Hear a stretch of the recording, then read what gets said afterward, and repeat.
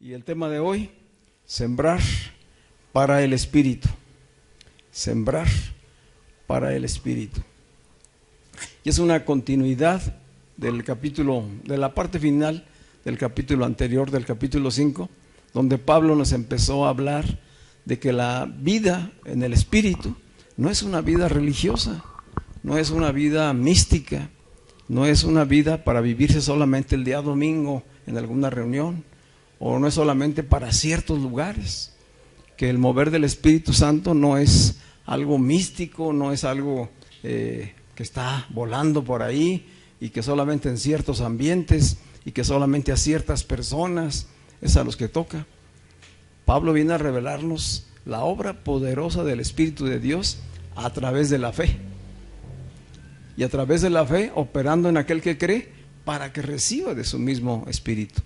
Entonces, en el mensaje que él está dando de libertad y de afirmar a los creyentes en la justificación por la fe, está hablando de la obra del Espíritu Santo. Es un paralelismo en el recorrido de la carta, que él va revelando cómo actúa el Espíritu Santo, cómo todo en la vida cristiana depende de él. Es decir, si de alguna manera la iglesia no ha sido transformada, pues es porque no hemos operado en el poder del Espíritu Santo. Es porque muchas veces se le ha hecho a un lado al Espíritu Santo. Sin embargo, Dios siempre se ha guardado un remanente donde el Espíritu Santo opera, se revela, trabaja, y por eso hasta hoy prevalece la iglesia de Cristo. Pero es lamentable que en un tiempo, después de que el Evangelio había sido sembrado y se había extendido por el Mediterráneo y por sobre todo toda la región donde influía el Imperio Romano, que a lo largo de los años llega un momento en que el mismo emperador romano se convierte a Cristo en su entendimiento, y entonces decide que ya no más persecución a los cristianos, sino que hay que establecer la iglesia cristiana como única, universal y obligatoria para todo el imperio. Y esto que pareciera bueno, en realidad vino a trastornar la obra del Espíritu Santo, porque la obra de Dios es una obra del Espíritu, no es una obra de hombres. No se hace por decretos. Y el emperador decidió, pues, entonces la construcción de templos. Él dio los nombramientos a los ministros, a los sacerdotes. Él llamó a los patriarcas que aún había, de lo que quedaba de los padres del Evangelio desde un inicio. Los llamó a una reunión, a un congreso, pero todo lo centralizó ya él. Y a partir de él, que era el gobernador, que era el que decidía, que tomaba las decisiones, se institucionalizó la religión. Entonces ya fue una institución humana, ya fue una mezcla de cosas del paganismo incluso y de las prácticas judías. Ellos interpretaron lo que los judíos hacían y entonces perdió la esencia. La esencia es el mover del Espíritu de Dios. Y lo que nosotros venimos a heredar fue religión. Nacimos en medio de una religión. Lo que los españoles trajeron a México fue una religión, ¿sí? No el mover del Espíritu Santo. No era una evangelización desde el Espíritu.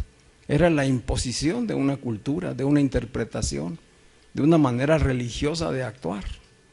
Y esa religión vino y se le impuso a los naturales de aquí de nuestra nación, y ellos fueron poco a poco aceptando en la medida que iban mezclando sus propias creencias y sus propias prácticas con lo que les estaban enseñando, porque muchos de los templos de las catedrales fueron hechas sobre los templos que tenían ellos de adoración. Y entonces decían, bueno, pues cambiamos la imagen de Huitzilopochtli ahora por un Cristo crucificado, ¿verdad? Y la de X diosa por la guadalupana, y fueron ¿sí? Eso se hizo una mezcla, un sincretismo, y así llegó hasta nuestros días. No me puedo extender mucho en la historia, pero esta es la esencia. Entonces nosotros empezamos a conocer religión. Y gracias a Dios, en un momento nos llegó la predicación del Evangelio y el Espíritu obró en nuestras vidas para hacernos ver la profundidad que había, ¿verdad? Y que no se trataba de una religión, sino de la vida en el Espíritu. Entonces, Pablo está hablándoles a ellos de combatir, de hacer a un lado la ley y de caminar en la fe en Jesucristo por el poder del Espíritu Santo, y les está enseñando que la vida en el Espíritu es una vida práctica, que no es una vida mística, no es para monjes, no es para encerrarse en ciertos lugares, no es solamente para los templos, es una vida 24/7. Es una vida 24/7. Es decir, el que conoce a Dios, que le ha sido revelado Dios mismo, y que entonces ha creído y ha sido justificado por la fe en Jesucristo, ha recibido el Espíritu Santo de Dios. Y si ya lo recibió, entonces ¿cuándo está con Él? Siempre, siempre. Entonces, ¿dónde lo va a ir a buscar? En sí mismo, ¿verdad? Pero tiene que ir teniendo la confirmación del mismo Espíritu. Y dice Pablo, y esa confirmación de que ustedes están en Cristo y de que Cristo está con ustedes, se va a manifestar en el amor unos a otros. La verdadera libertad se ejerce con responsabilidad, con compromiso en el cuerpo de Cristo, que ahora son ustedes, la asamblea, que eso significa la iglesia. Es la asamblea, la congregación. Este es el Cristo vivo hoy. El Cristo vivo hoy es un Cristo corporativo, no es el Cristo histórico que estuvo caminando entre los judíos. Hoy es el Cristo corporativo. Sí, cada uno de nosotros forma parte de ese Cristo. Y ese Cristo está en nosotros, en espíritu. Y ese espíritu es el que nos da vida. Y ese espíritu es el que nos mueve a hacer las obras de Dios, ¿verdad? Y ese espíritu es el que nos va a permitir crecer, madurar y finalmente dar fruto. No es una obra humana en ningún momento, pero se necesita sí de la colaboración de nosotros. Y de eso es de lo que vamos a hablar hoy, porque sembrar implica acción, ¿verdad? ¿Sí? Es decir, no se trata de estar esperando a que las cosas sucedan. Hay momentos que tenemos que participar, y de eso habla Pablo. Dice, la vida en el Espíritu requiere sembrar para el Espíritu. Vamos a leer el pasaje de hoy. Gálatas 6, versículos del 1 al 10.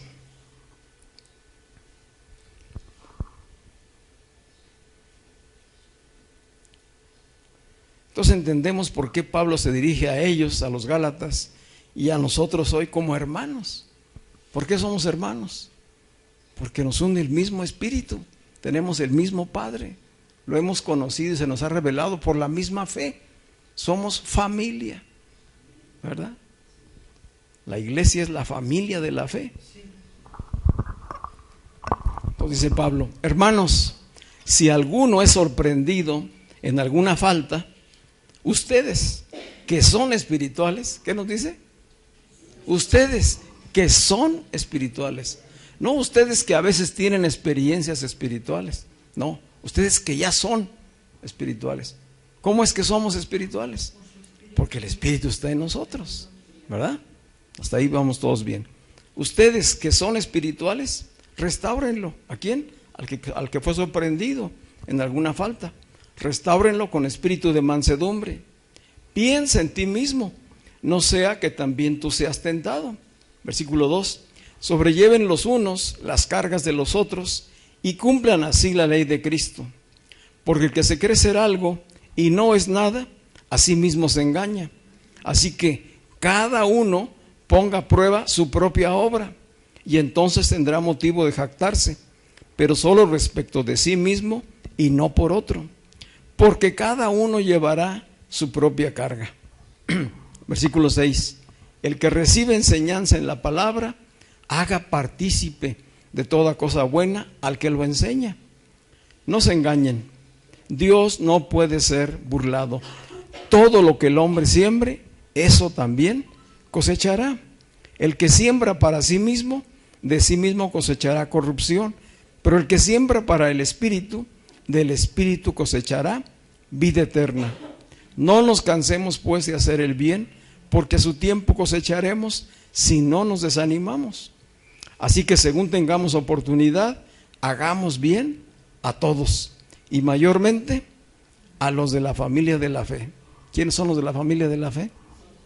Nosotros. Entonces hagamos bien, ¿a quién? A todos. O sea, los hijos de Dios buscan hacer el bien a todos, pero mayormente a los de la familia de la fe. Así pues que esta vida en el Espíritu es una vida que está fundamentada totalmente en el amor, y no es una práctica para ciertos días, sino que es una vida cotidiana, una vida de relación. O sea, la vida en el Espíritu es una vida de relación con Dios y relación con el prójimo. Eso es la vida en Cristo, y se vive en la esencia del Espíritu de Dios. Y dice el apóstol Juan, Dios es amor. Si el que no tiene a Cristo no tiene amor.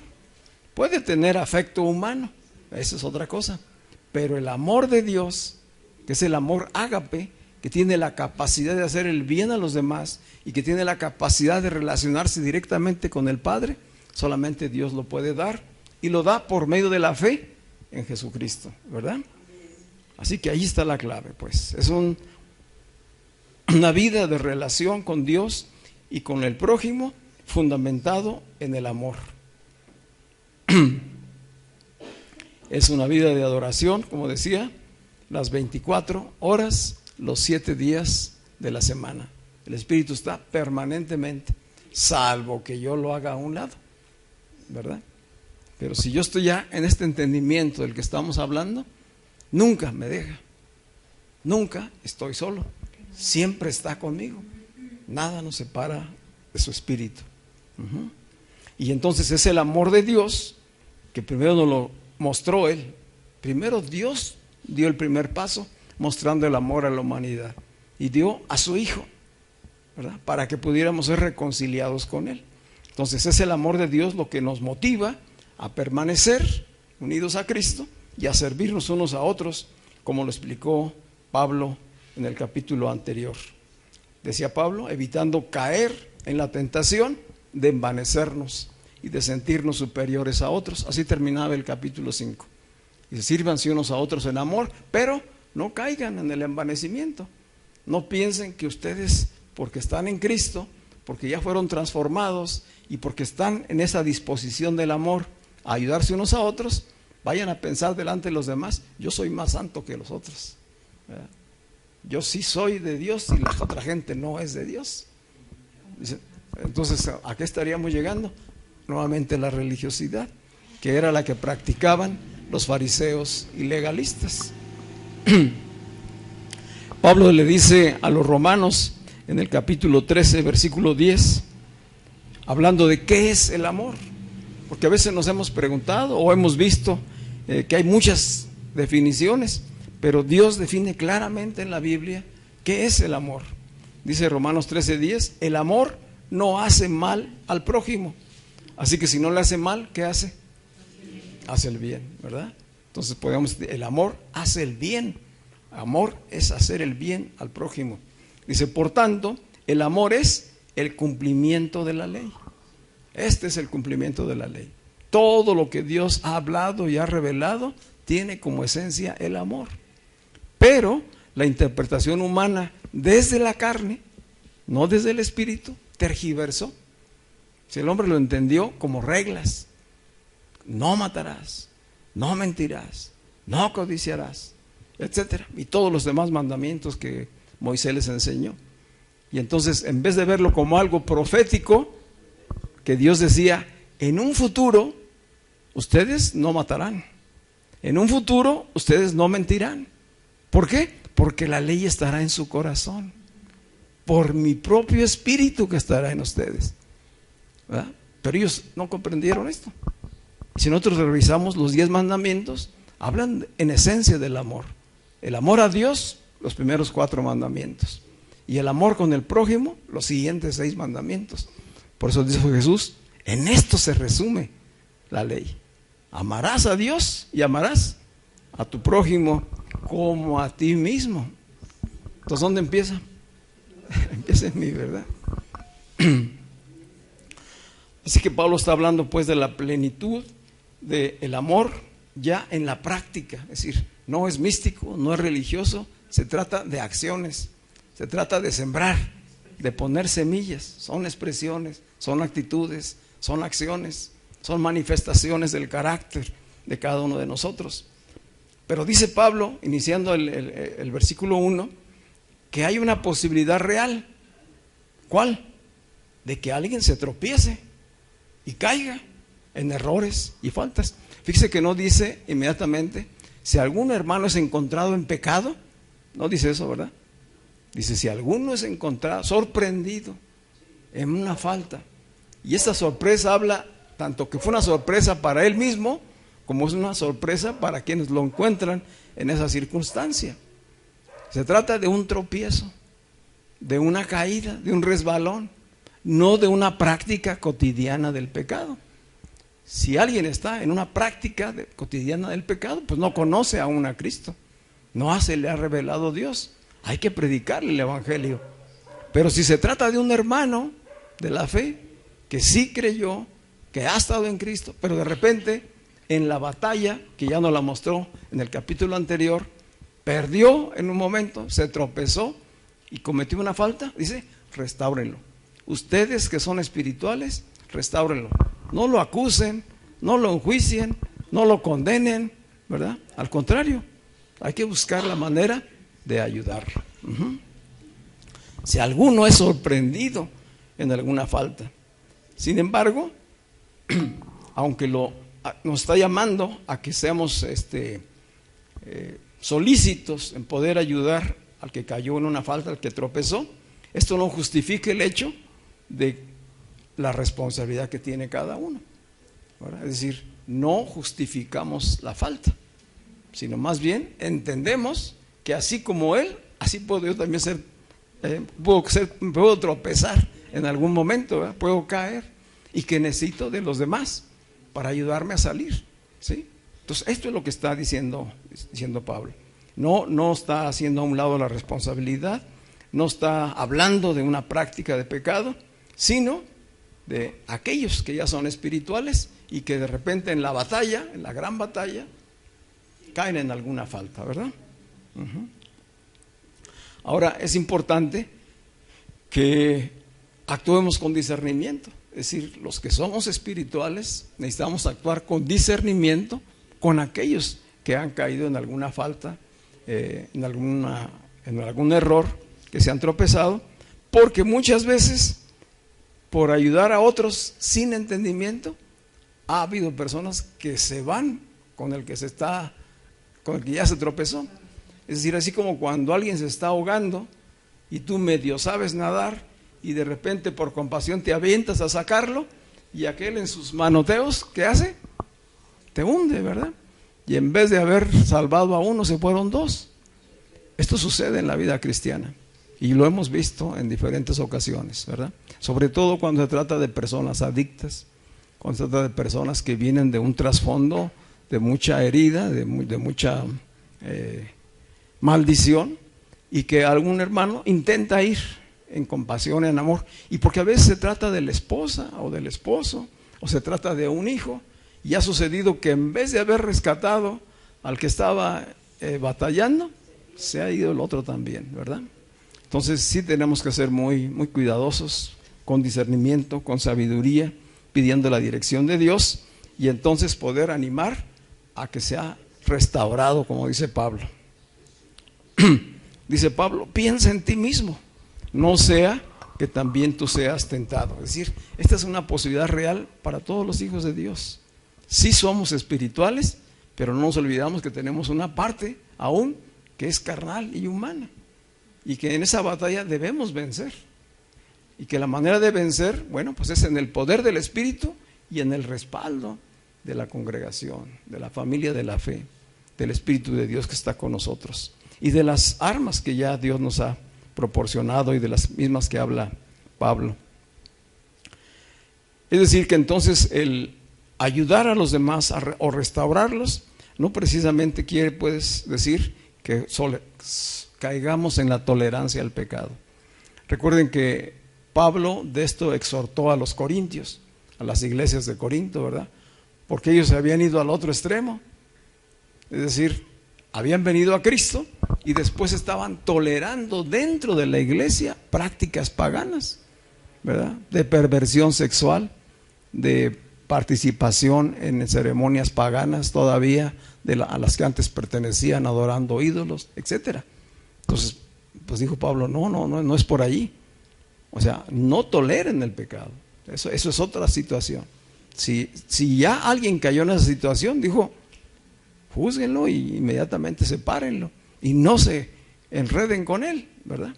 Pero los que están viviendo en el Espíritu, hay que ser fortalecidos en el Espíritu. Y Jesús ya había dicho allá en el Evangelio de Mateo, de qué manera podemos ser fortalecidos en esas circunstancias.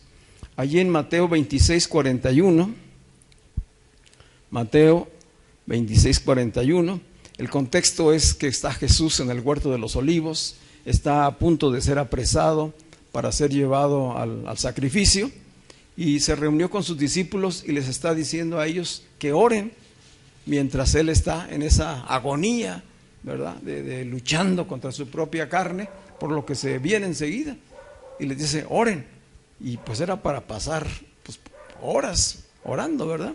Dice que Jesús viene y los encuentra dormidos. O sea, después de que él fue y lloró, él regresa y los encuentra dormidos a los discípulos. Por eso dice allí Jesús en Mateo 26:41, a decir verdad, el espíritu está dispuesto. El espíritu está dispuesto siempre en nosotros a hacer el bien, a triunfar sobre la tentación. Pero, ¿qué dice aquí? A decir verdad, el espíritu está dispuesto, pero la carne es débil, ¿verdad? Entonces, alerta. Y precisamente Jesús les habla para que sean fortalecidos en el espíritu. Él les dice, permanezcan despiertos y lloren. Velad y orad para que no caigáis en tentación. Y entonces ahí inmediatamente tenemos ya una instrucción y una herramienta que Dios nos da. ¿Cuál es la herramienta? Velad y orar para vencer la tentación. Y obviamente que está incluido el pasar tiempo sobrio y orando con la palabra de Dios. Entonces, palabra y oración son fundamentales para permanecer firmes, fortalecidos en el Espíritu y resistir toda tentación. Ahí está ya un primer principio muy claro para nosotros de la enseñanza de hoy. Amén. Sí. La oración y la palabra son la mejor forma de combatir la tentación y de luchar contra los deseos de la naturaleza pecaminosa. Vamos al versículo 2. Dice Pablo, estamos hablando de cosas prácticas. La vida en el Espíritu es una vida práctica, de acciones concretas, ¿sí? De maneras de vivir muy, muy claras y precisas. Dice Pablo, versículo 2, sobrelleven los unos las cargas de los otros. Este es un segundo exhorto que Pablo hace a los Gálatas y que habla a la iglesia el día de hoy. Dice que estemos dispuestos a poner el hombro sobre aquel que lleva una carga pesada. Y esta es otra realidad en la iglesia y en la vida espiritual. Todos en algún momento tendremos que llevar cargas, tendremos cargas por las circunstancias de la vida, por las relaciones que tenemos, por las cuestiones del trabajo, por la economía, etcétera. Hay tantas circunstancias que pueden traer cargas emocionales, cargas morales, espirituales a nuestra vida, que debemos estar listos. ¿Para qué? Para soportar esas cargas.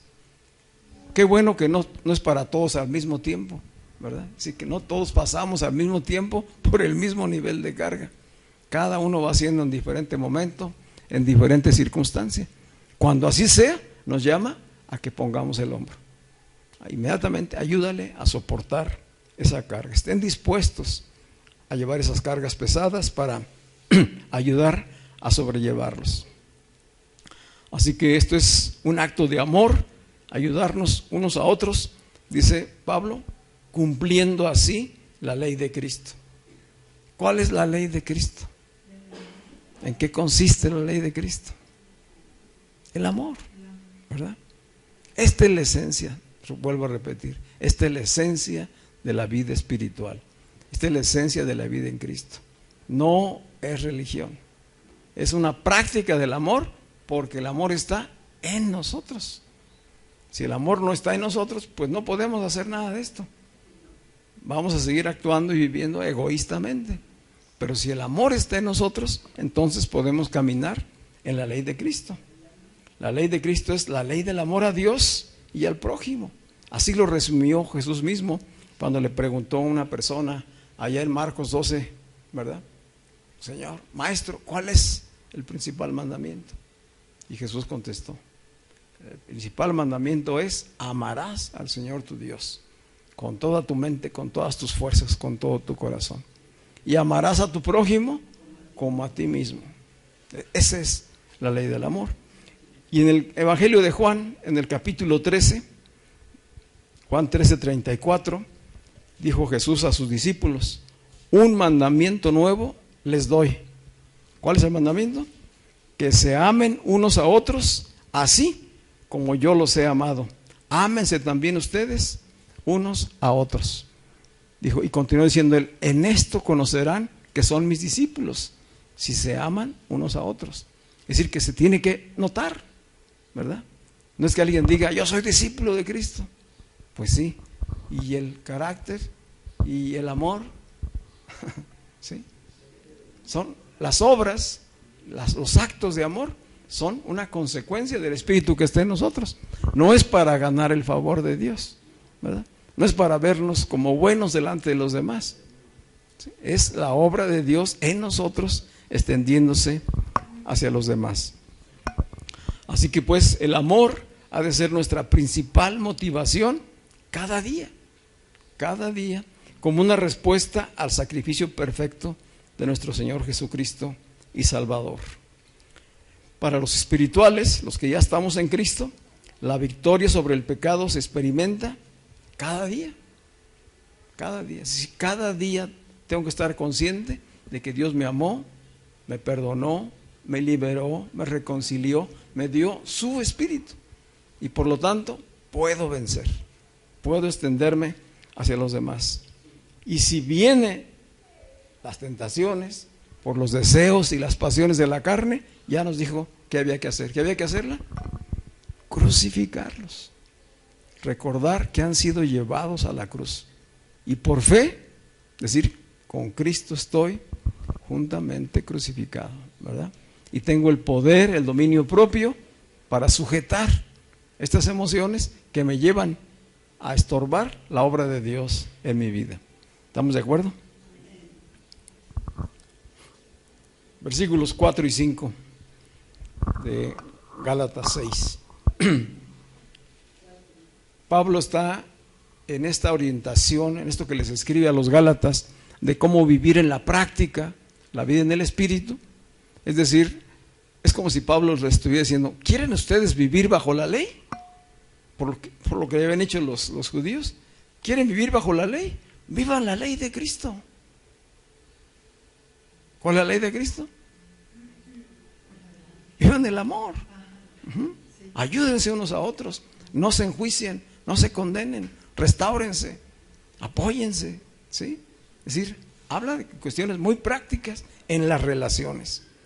Y luego nos anima a la reflexión, así como a ellos en los versículos 4 y 5. Dice, así que cada uno ponga a prueba su propia obra. Es decir, no juzgue al otro o a los demás. Empiece por sí mismo. Ponga a prueba su propia obra y entonces tendrá motivo de jactarse, pero solo respecto de sí mismo y no del otro. Dice Pablo, en las versiones cambia, unas dicen, porque cada uno llevará su propia carga.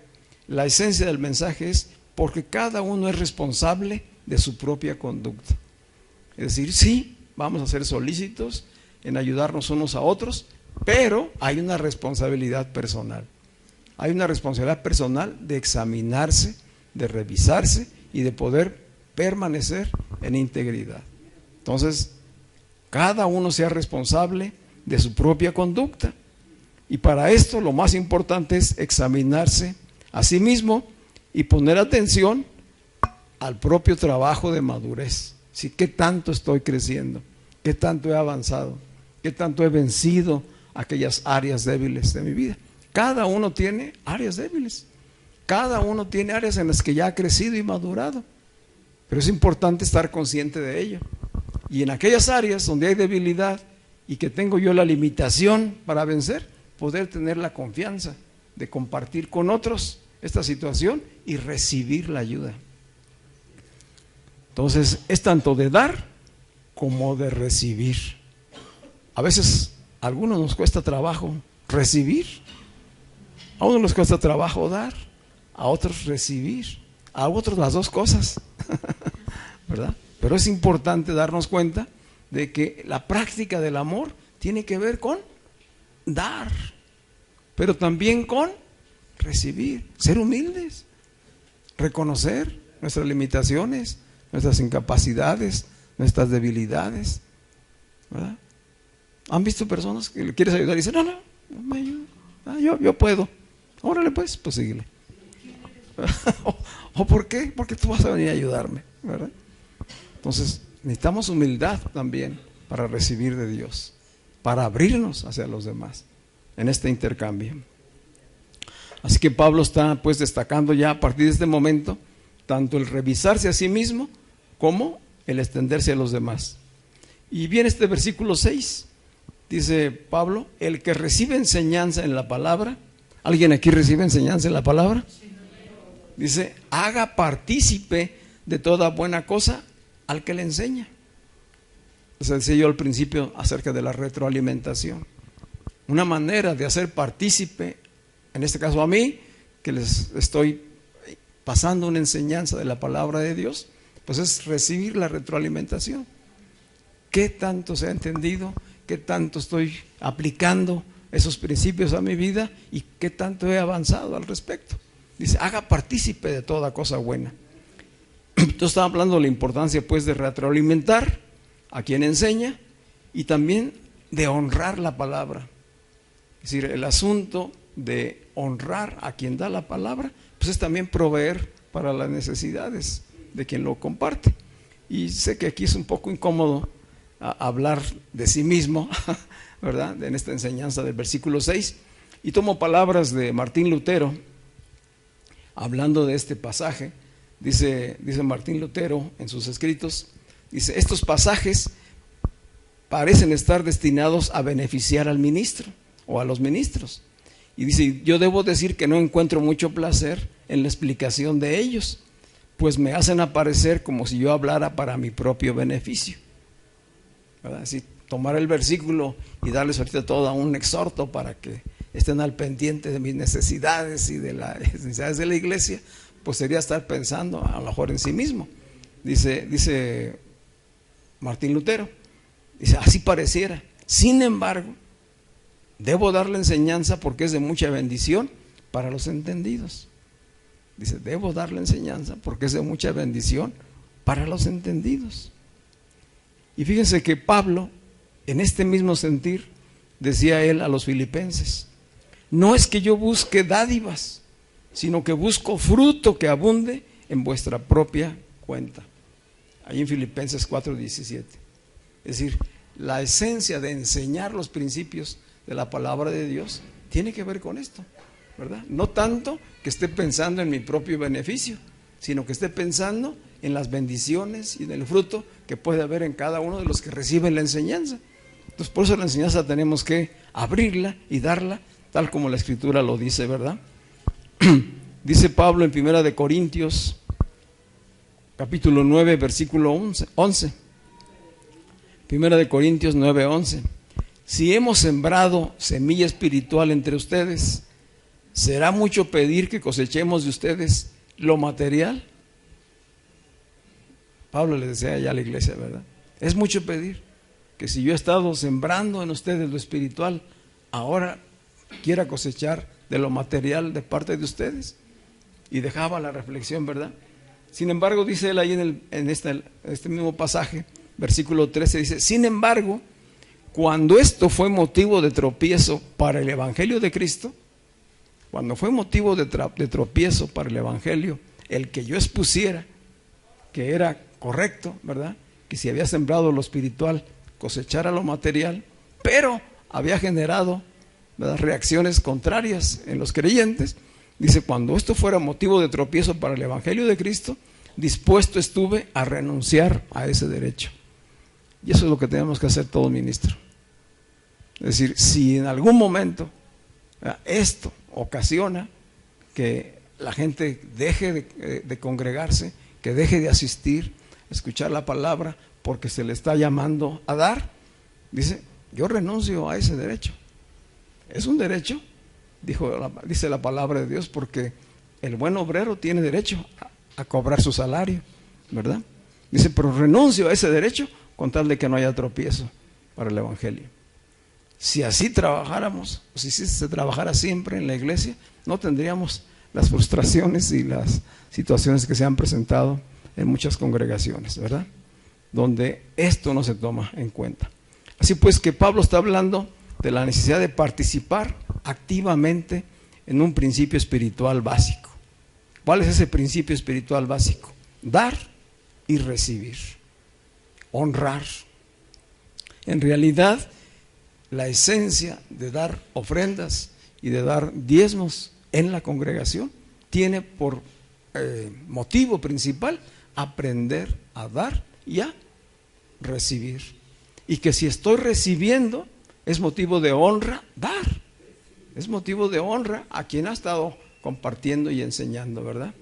Y entre nosotros, pues es fundamental la práctica del amor a través del dar y recibir en las relaciones. Debe haber reciprocidad. Se trata pues de compartir el bien con aquellos que me instruyen y que me bendicen para que yo sea prosperado. Ese es el propósito, que cada uno sea prosperado. Decía el apóstol Juan: amado, yo deseo que tú seas prosperado en todas las cosas y que tengas salud así como prospera tu alma. Ese es mi propio deseo para con cada uno de ustedes, ¿verdad? Y ha de ser el deseo como ministros, como pastores de la iglesia, el de que cada congregante sea prosperado en todo, en la obra espiritual y material también, porque Jesús dijo, ¿verdad?, si buscan el reino de Dios y su justicia, todo lo demás va a venir por añadidura, ¿verdad? Pruébenme, dijo el Señor en esto, pruébenme en esto, en esta práctica del dar y de honrar, y verán si no abro las ventanas de los cielos y derramo bendición sobre ustedes hasta que sobreabunde. Así lo dijo en Malaquías, ¿verdad? Entonces no damos por obligación, no damos porque nos manipulen, damos con entendimiento para agradecer, para sembrar y para honrar. Amén.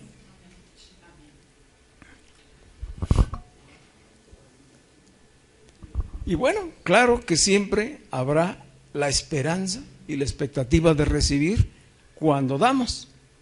Sin embargo, la intención del dar no es inmediatamente cosechar, ¿verdad? Dice Lucas, bueno, palabras de Jesús en Lucas 6, versículo 38. Dad y se os dará. Es un principio, ¿verdad? Medida buena, apretada, remecida y rebosando, darán en vuestro regazo. Porque con la misma medida con que medís, os volverán a medir, ¿verdad? Lucas 6:38. Y aquí entramos ya pues a profundizar en la parte final de estos principios que nos está enseñando Pablo. El de participar del dar y de recibir, y también el de cuidar, sembrar y cosechar para el Espíritu. Dice el versículo 7, vamos a los versículos del 7 al 10. De ahí de Gálatas. Dice Pablo: no se engañen, Dios no puede ser burlado. Todo lo que el hombre siembre, eso también cosechará. El que siembra para sí mismo, es decir, el que siembra para su orgullo, el que siembra egoístamente, el que siembra para sus deseos y pasiones, de sí mismo cosechará corrupción. Pero el que siembra para el Espíritu, del Espíritu cosechará vida eterna. Y aquí mismo Pablo nos define qué significa sembrar para el Espíritu. Ahí en el versículo 9 nos da la respuesta. ¿Qué significa sembrar para el Espíritu? Dice Pablo, no nos cansemos pues de hacer el bien. ¿Qué es sembrar para el Espíritu? Hacer el bien. ¿A quién? Ya nos había dicho, a todos, especialmente a los de la familia de la fe. Esto es sembrar para el Espíritu. Dice, no nos cansemos de hacer esto, porque a su tiempo cosecharemos si no nos desanimamos. Así que según tengamos oportunidad, hagamos bien a todos, y mayormente a los de la familia de la fe. Qué tremendo, ¿verdad? Entonces esa es la revelación. La revelación es que la vida en el Espíritu tiene por fundamento, por esencia, el amor. Y que ese amor solamente podemos experimentarlo y expresarlo si el amor de Dios está en nosotros. Allá en Juan 5:45, tuvimos oportunidad de leerlo esta semana. Jesús tiene un diálogo con los judíos después de haber sanado a un ciego de nacimiento. ¿Se acuerdan? Los que lo leyeron. Hizo un milagro en el estanque de Betesda y sanó, es a un ciego, es a un paralítico en el estanque de Betesda, ahí en el capítulo 5. Y después de esto tiene un diálogo fuerte con los judíos. Ahí la palabra dice con los judíos, se refiere a los practicantes de la religión judía. Y en el versículo 45 le está diciendo, yo sé que ustedes no tienen el amor de Dios y por eso me quieren matar. Dice, porque Jesús hizo el milagro en día sábado, que era día de reposo. Y entonces decían los judíos, los religiosos, no te es lícito hacer milagros de sanidad en ese día. Y al que fue sanado le dicen, no te es lícito cargar tu catre después de que ya había sido sanado, ¿no? Dijo él, bueno, pues a mí el que me sanó me dijo, levántate, agarra tu catre y vete, ¿verdad? Dice, yo estoy obedeciendo. Y entonces viene todo ese debate y dice Jesús, pues lo que pasa es que ustedes no entienden, no comprenden todo esto porque el amor de Dios no está en ustedes. Eso es lo tremendo. O sea, ¿qué tenían ellos? Mucha religión, mucha ley, pero no había amor. ¿Cómo demuestra que no hay ese amor? Primero, pues porque quieren matar a quien hizo el milagro por motivo de la ley. Y segundo, porque en vez de gozarse y regocijarse con el que fue sanado, lo están persiguiendo, ¿verdad? Porque va cargando su catre después de haber sido sanado. Es decir, así actúa el egoísmo, así actúa el ego en cada uno de nosotros. Se nubla la vista, no hay entendimiento, ¿verdad? Entonces Pablo les está diciendo a los Gálatas, abran sus ojos, dense cuenta, ya el Espíritu de Dios está en ustedes. Y la vida en el Espíritu requiere de acciones. Obviamente que ustedes no se van a quedar sentados y ahí solitos van a dar fruto de manera mágica, no. Tienen que sembrar, ¿verdad? El agricultor cuando siembra lo hace con la esperanza de que va a cosechar. Y el que siembra mucha semilla, recoge mucho. El que siembra poco recogerá. Pero yo les hablo espiritualmente. Siembren el bien en el Espíritu para con ustedes, para con la familia de la fe, y van a cosechar. A lo mejor no exactamente lo que ustedes sembraron, por eso perseveren, porque a lo mejor no es inmediatamente, a lo mejor no es lo mismo que tú estás esperando, pero si perseveramos y hacemos el bien, finalmente cosecharemos. Amén. Así que termina con una palabra de esperanza preciosa para ellos y nos da claridad en algo muy importante cuando habla de la siembra y la cosecha. Ya había Pablo explicado anteriormente que no los espirituales, los nacidos en Cristo, no caminaban ya bajo el principio de causa y efecto. Es decir, conforme a las cosas que hagas, así vas a ser tratado, ¿verdad? Aquí lo que Pablo nos revela es que en el amor de Dios, para los que ya somos espirituales, esos principios ya fueron cancelados. ¿Sí? Todo nuestro pasado ya fue cancelado conforme a esos principios. De que si se había hecho mal, pues lo que venía como consecuencia era mal, ¿verdad? Que toda acción negativa iba a venir consecuencias negativas. Dice, bueno, a los que están en Cristo, esto ya es historia, es cosa juzgada, es cosa perdonada. De aquí en adelante, sirvan, siembren para el Espíritu, ámense unos a otros, y la cosecha vendrá, ¿verdad? Si de algún momento sigues sembrando para tu carne, pues de tu carne vas a cosechar corrupción, ¿verdad? Así que la reflexión final pues es que si en otro tiempo habíamos sembrado iniquidad, pues seguramente se cosecharía corrupción. Pero Pablo dice, todo esto ha quedado atrás, ¿verdad? Dios cargó sobre Jesucristo la cosecha de nuestro castigo. Dios cargó sobre Jesús la cosecha de nuestro castigo. Sí, lo que merecíamos cosechar se fue cargado sobre Él y ahí lo clavó en la cruz. Esa es nuestra fe. Con Cristo estoy juntamente crucificado. ¿Sí? Toda herencia de maldad, toda maldición, todas acciones que hice en ignorancia e incredulidad fueron perdonadas. Somos libres de eso. Amén. Y ahora el Espíritu opera en mí y me lleva a sembrar para el Espíritu, a fin de que yo coseche también fruto espiritual. Y ya habíamos visto hace 8 días que el fruto espiritual se da solamente permaneciendo en Él, ¿verdad? Dijo Jesús, si ustedes permanecen en mí y mis palabras permanecen en ustedes, entonces darán fruto, abundante fruto en lo espiritual. Así que el llamado pues de Dios hoy a nuestras vidas es: siembren para el Espíritu, vivan en el amor, hagan aquello que agrada a Dios y que consiste en hacer el bien a todos, en especial a los de la familia de la fe. Amén. Vamos a estar de pie.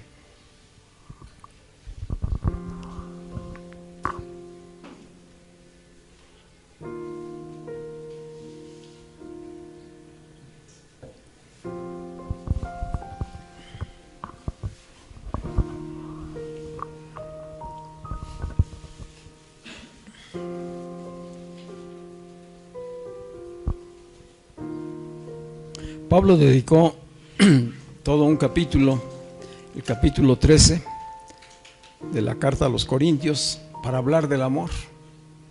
¿Recuerdan? Que ahí está, el amor nos envanece, ¿verdad? El amor siempre busca el bien de los demás. Y al final termina él diciendo que solamente al final quedarán el amor, la fe y la esperanza. Dice, pero de estos tres, el amor. Si la esencia de todo en la vida, en el Espíritu, es el amor. Y aquí necesitamos nosotros renovar nuestra mente, tal como lo escribió Pablo en diferentes momentos a las iglesias, porque ligamos inmediatamente la palabra amor con los afectos naturales, ¿verdad? Y esto es mucho más que eso. Cuando pensemos en el amor, tenemos que pensar en el amor de Dios, que me amó a pesar de ser aún pecador. Siendo aún pecadores, dice Pablo, Cristo murió por nosotros. Y fue en un acto de amor supremo, que no alcanzamos a comprender todo esto. Dice, pero por la fe, por la obra del Espíritu, podemos llegar a tener el entendimiento de que ese amor ágape, que no espera nada a cambio y que se da por gracia, ¿verdad?, está en ustedes, en cada uno de ustedes, y que ese amor puede desarrollarse en cada uno de nosotros. Decía Juan el Bautista, es necesario que ese amor que es Cristo mismo en nosotros crezca, y que mi yo, mi ego, mengue cada vez más para que se exprese. Y el amor se expresa de diferentes formas y maneras, ¿verdad? En servicio, en afecto, en acciones concretas hacia las diferentes personas. Es decir, habrá muchas y diferentes expresiones en las que Dios nos llamará a amar, a expresar el amor, perdonando, apoyando, aconsejando, compartiendo el Evangelio, y también recibiendo edificación, fortaleza en el Espíritu, cada vez mayor entendimiento en la revelación. Así crecemos en el amor, y crecemos en Cristo, y nuestro carácter ha de ser cada día más transformado. ¿A quién? A semejanza de Cristo. Ese es el que se está formando en cada uno de nosotros. Así que esto implica ser intencionales, es lo que está diciendo Pablo. Necesitan sembrar. No esperen querer cosechar cuando no han sembrado. Se requiere sembrar. Y entonces hablamos de orar, de leer la palabra, de meditarla, de compartir con los demás. Hay que ser intencionales, renovando nuestra mente, cuidando de qué nos alimentamos, de qué alimentamos nuestros pensamientos, de qué alimentamos nuestra alma, nuestras emociones, fortaleciendo el espíritu a través de la oración y a través de la comunión con los hermanos, y expresándolo en acciones de generosidad y de servicio a los demás. Pablo dice que perseveremos en esto, que no nos cansemos de hacer el bien, porque a su tiempo cosecharemos todo tipo de bendiciones, dice, pero sobre todo cosecharemos del Espíritu vida eterna. Es decir, mayor crecimiento de Cristo, aumento de Cristo en nosotros, ¿verdad? Porque esa es la vida eterna. Así lo reveló Jesús. La vida eterna es que te conozcan a ti, dijo Jesús, y a Jesucristo a quien es enviado. Allí comienza, en la revelación de Cristo a nuestras vidas, comienza la vida eterna, que es la vida en el Espíritu. Amén. Vamos a cerrar nuestros ojos y vamos a orar. Padre, te damos gracias por tu palabra, que es espíritu y que es vida, Señor. Gracias por la revelación que nos has dado a través de tu palabra escrita, Señor, en esta carta del apóstol Pablo, Señor. Gracias porque es una palabra viva y eficaz para este tiempo, Señor. Un tiempo de mucha aflicción, de mucho sufrimiento, un tiempo de desculturización de los principios y valores del reino, Señor. Este mundo cada vez se extiende más hacia la corrupción, hacia la perversión, pero tú nos has apartado, Señor. Te has revelado a nuestras vidas para que el reino de Dios prevalezca en cada uno de nosotros y entre nosotros, y que sean tus principios, tus valores, Señor, los que nos sostengan. Que sea la fe en todo momento, Señor, la que nos sostenga y nos fortalezca. Que no caminemos solamente por vista, que no estemos solamente expuestos a lo que nos rodea, sino que tu palabra se haga vida en nosotros y por la fe nos sostengamos, Señor. Puestos los ojos en Jesús, el autor y consumador de nuestra fe. Gracias, Padre. Gracias por lo que estás haciendo en cada uno de nosotros, Señor. Y gracias por proveer a todas nuestras necesidades, Señor. Porque sabemos, y así está escrito, Señor, que al ser fieles a ti, Señor, al estar buscando cada día de tu reino, tú te harías cargo de todas nuestras necesidades, Señor. Que todo lo demás vendría por añadidura, Padre. Señor, que en cada acción, que en el Espíritu, en amor, con fe, hagamos, tú la prosperes y la multipliques al 30, al 60 y al 100 por uno, Señor.